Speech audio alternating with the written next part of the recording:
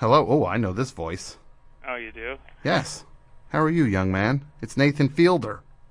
Tom, thanks so much for having me on your show. I'm so excited. I can hear it. I'm Please. a bit nervous, too, so bear with me. Pace yourself. Oh, sorry. Oh. Nathan Fielder, you, sir, are writer, actor. Am I supposed to finish? I'm trying to think, what did I miss? Canadian. Director. And you have a TV show that's on the air right now on Comedy Central. Mm-hmm. It's called Nathan for You. Mm-hmm. And I'm going to tell people in this audience, you listen up.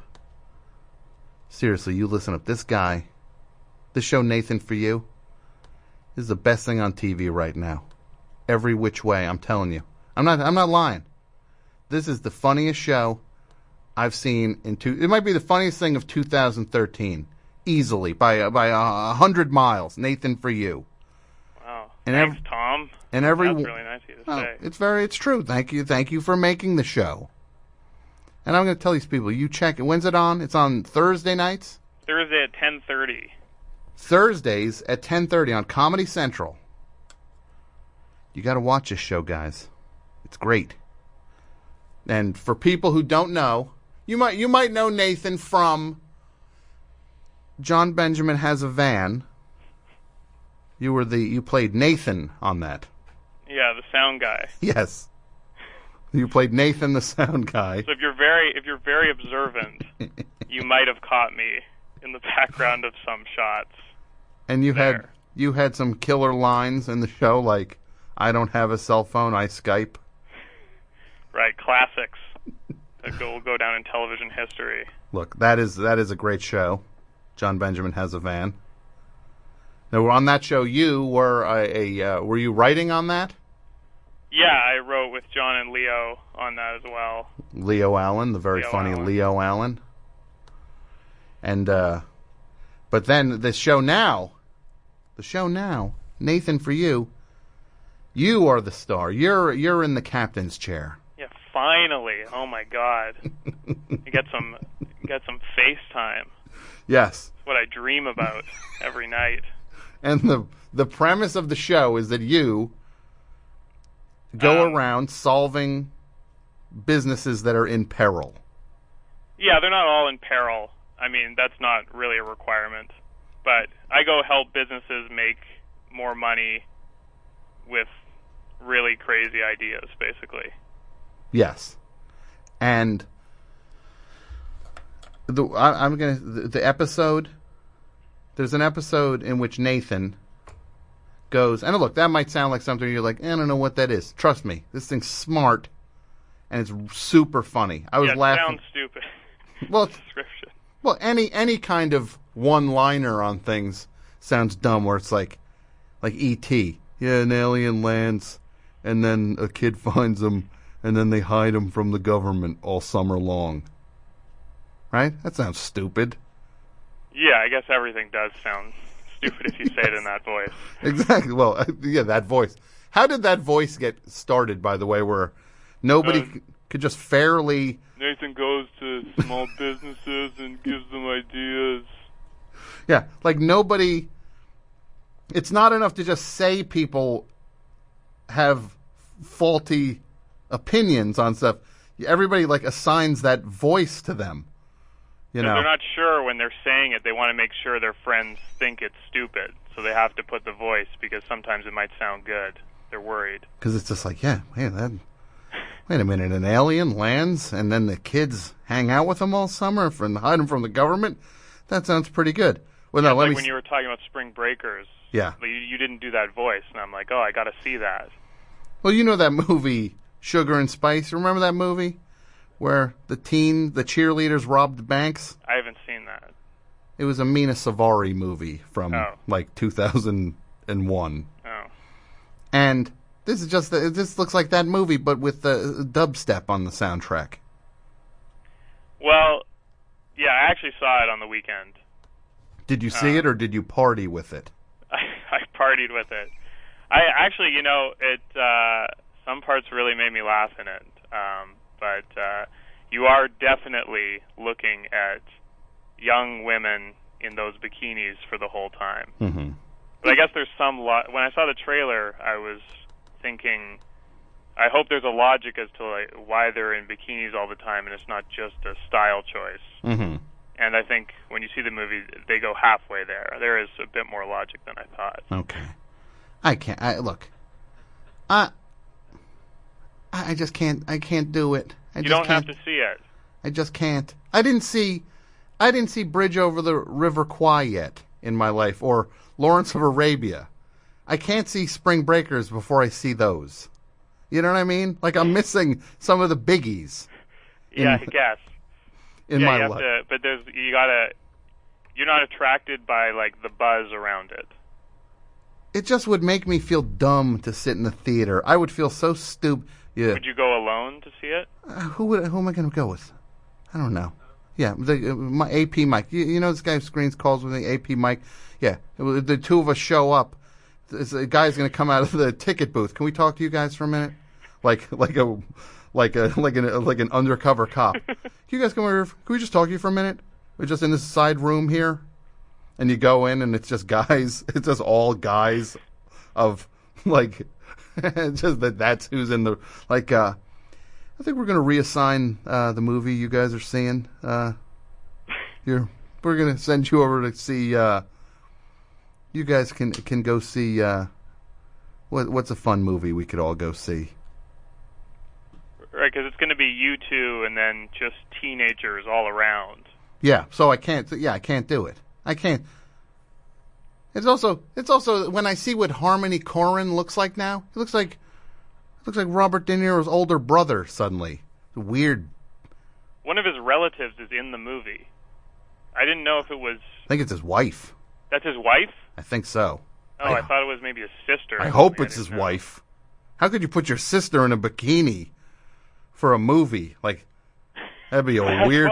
That's why I was a bit more creeped out, because she definitely does some weird things, and I was thinking, this is his sister? This is crazy. Can you imagine that thing where you're telling your family, yeah, okay, fine, I'll give her a part in one of my movies.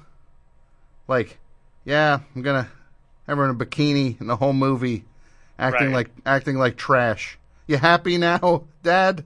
5 guys are gonna stand around you. You lie on the floor, and they're gonna pour beers on you. Ugh, I can't do it, Nathan. You know what I can do? Watch this segue. I can tell the people listening to this show right now, Nathan For You is the show. I'm not. Look, I didn't need to have Nathan on to talk about this. I didn't need this. I don't get money from this. I don't want another show. Enlightened just got canceled today, and I don't want good stuff to go away. Very disappointed about that. Yeah. Actually. Yeah. Just getting into it. Yeah, it's good stuff. It's gone now. Now I guess they're gonna have to write a fan fiction about it or something. Continue the adventures of Cogentiva. But no, this show. There's an episode. I'm going to tell people, if you go on iTunes, you can go on iTunes and check individual episodes out too, right? Yeah, you can. They're all on. 3 have aired, pretty much. Okay. And they're all on iTunes for purchase for very cheap. You should start with the Santa episode, I think. I think the Santa episode, it's just for people who don't know. You go and you find this one of those guys who's like, pushing mid-3s in terms of weight. Santa for hire. Yeah, Santa for hire, where he's flush with business in around the holidays, but then like in the summer you're trying to help him find off-season work. Yes.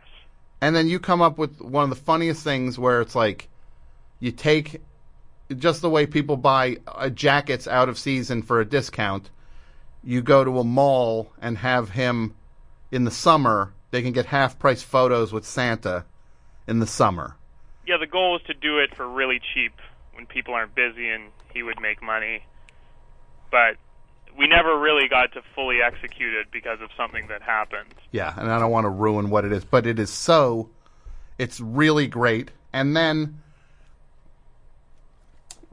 Well, he had a criminal record. Yes, he had a criminal record. I don't care. No. Spoiler alert. But you know what? It's worth. That doesn't ruin. That only should make people want to see it more when they find out that the mall Santa had a criminal record. I'm going to check the AP Mike-ometer on this. Hey, Mike, what's your interest level in seeing this now? Very high. There you go. Well, I'm sorry your show is going to get canceled. To Mike, 'cause sorry. He needs that. I just got a call from from Kent Alterman. Your show's been canceled. They're going to put the rest of the episodes up on the web. No, because they heard Mike say very high interest. No, I'm telling you. Mike's the opposite. This thing, there's another thing, which was a video that caught everybody's attention. Like, it was a viral video, like a straight-up, full-on viral video that you created when the pig saves the goat, right? Yeah. That was in the same episode. We do, like, more than one business in an episode to keep it fast-paced and exciting. Yeah. But that video that everybody might have seen on the internet was completely phony, and you were the one who faked it. Yeah, and we weren't even trying really to trick people to the extent that it happened to. But we went to help a petting zoo, and Michael Coman and I, who's the guy who I make the show with, he's very talented. Yes, Michael Coman, who people might know as one of the architects of Eagle Heart. Yeah, another great show. Yes. But yeah, we came up with this idea for a petting zoo to kind of help diversify it from all the petting zoos in the area, to have them have a star animal, like Shamu or something. Yeah. So the idea was to make a hero pig by staging a video where it looks like the pig is rescuing a baby goat in this trout pond at the petting zoo. So kind of like a weird... And we thought it was just kind of so weird that it might... like, who would make this type of thing if we did put it out there? So we thought it might spread. Yeah. So we put it online, and then we made it took like how we actually did it, because pigs can't, they're not smart animals, you know? So they're smart in some way, but, you know, we had to have scuba divers kind of under the animals, guiding them. We had like this whole elaborate underwater track. It took a lot of planning, and it took kind of a week to plan and set up. So the pig could, quote unquote, swim on this plexiglass ramp that you guys had built. Yeah, it's kind of like a bumper lane. Yeah. You know, it's on, so he has to swim in a straight line basically, but it was transparent plastic and underwater. Mm-hmm. So he swims towards the goat, and the goat's just in the line of the track, and it looks like he kind of nudges him, and then they both walk up on shore. And the scuba diver lets go of the goat, so it looks like they got rescued. Yeah. And, you know, it doesn't look that crazy if you see it, but we put it online, and literally within a day, it was all over. It was on the nightly news with Brian Williams, and it was on the Today Show and Good Morning America, and they were all saying, look at this crazy rescue. And they didn't know anything about it, really, because we just put it online. We didn't really say anything when people emailed the YouTube account or anything. Yeah, yeah. But yeah, it was so crazy. I was kind of scared. We were really laughing a lot when it happened, but I was also really, it was so crazy. I couldn't understand how that's just happened. Like, as soon as, like, because it kept it once those things start, it becomes exponential, and all of a sudden it just goes from hundreds of thousands of views to all of a sudden we're just millions are piling on. Yeah, and it happened so quick. So I didn't know, and it's kind of this thing that you feel like you have control over, and then once people start spreading it, we just had no control, and we didn't. I mean, I wish I could say we had a master plan of, like, we wanted this to fool everyone, and we were trying to expose something about something, but really, like, I'm kind of an idiot, and it just happened, and I'm like, oh my god, well, what do we do? What does this mean? And then yeah, but it turned out to be pretty funny, and a lot of the result of that is in there's kind of a story too outside of this in the segment, and yeah, that episode is so satisfying, and that's what the show is like. And I'm telling people, look, this is Nathan Fielder. The show's called Nathan for You. It's on Thursday nights on Comedy Central. I'm going to hold your hands and walk you right to it. Thursday nights, 10:30 on Comedy Central. And yeah, it's so funny. And now when this thing, like, was there, what was the fallout from when everybody realized this thing was fake and that they were all they had played themselves for suckers, because you did not go chasing people down with it. What was the reaction once the thing was unveiled that you guys had pulled this enormous thing that became a sensation? Well, the New York Times wrote a story about it, basically saying what happened, and I talked to them and explained, exactly what happened in the process. And I guess, part of they were saying there's a trend going on in news where I think they fact check less and stuff, and this kind of was the interesting story, I think, to them about it, is that there was very little. There's actually a very funny clip that's in the actual show where one of the news reporters or one of the people on Good Morning America they were talking about the video, and then they're also kind of saying that's amazing, and she's like, wait a second, like, how did the pig actually free the goat?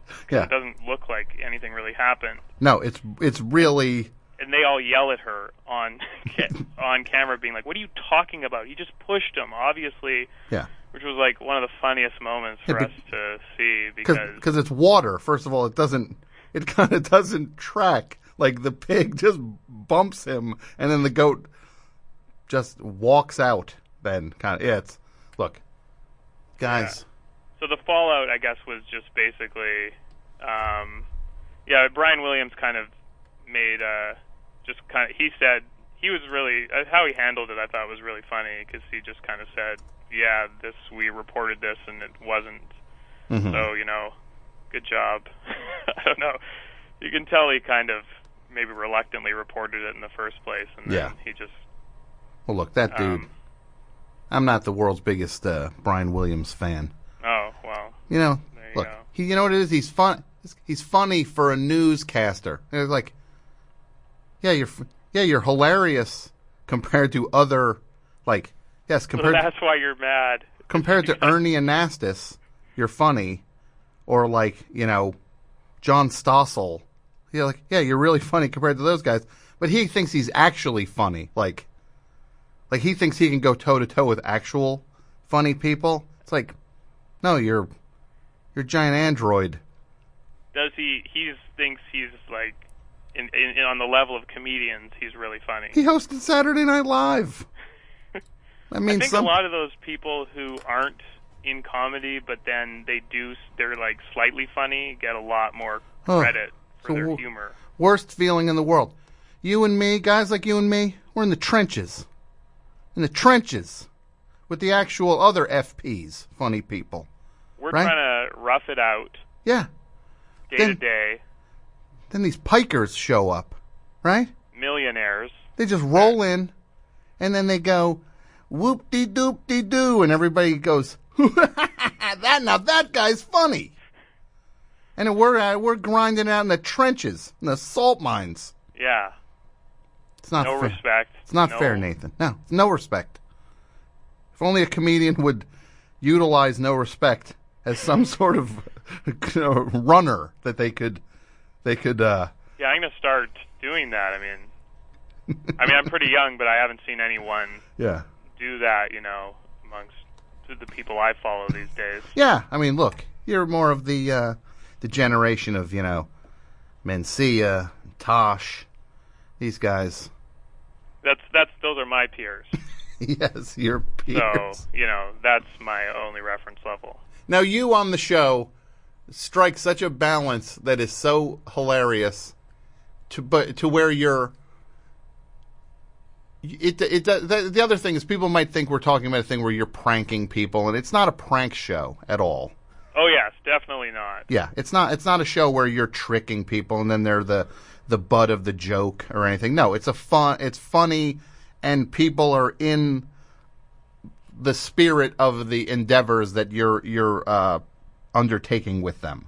Yeah, I think that's a lot of when people first hear it's like, oh, a comedian doing a show that involves real people, I think their first instinct is that, oh, the joke is on them or you're making fun of them. But that's not like, if you watch the show, you'll see there's nothing. In fact, I feel like I'm making people, or I'm trying to make people come across as like very endearing and sweet. I think a lot of the business owners we talk to are very kind of nice people, and their kindness really comes out, I think, because Yes. a lot of times you can see they don't want to hurt my feelings sometimes, or they're just very nice, respectful people most of the time. And I think in a way, like when someone's being super nice, that's kind of funnier than a lot of times showing them to be like an idiot or something. Yeah. No, I think it's the kind of balance I like, because I'm not a big prank person. Yeah, neither am I. So people should also not just think this is not Crank Yankers. No, there's no puppets in this show. There's no puppets. You know they recorded that show from a blimp, because that's legally they could only make pranks. Or they would do it in international waters, get a bunch of comedians out on a oil rig. The pranks were so fierce. Yeah, the pranks were so fierce they did not want any governments tracking them down, because they would be.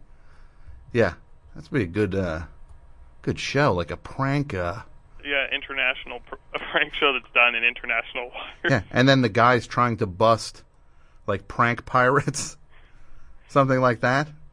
Well, I think someone is definitely going to steal that. I think we just that title is really good. I think we just wrote an episode of season 2 of John Benjamin Has a Van.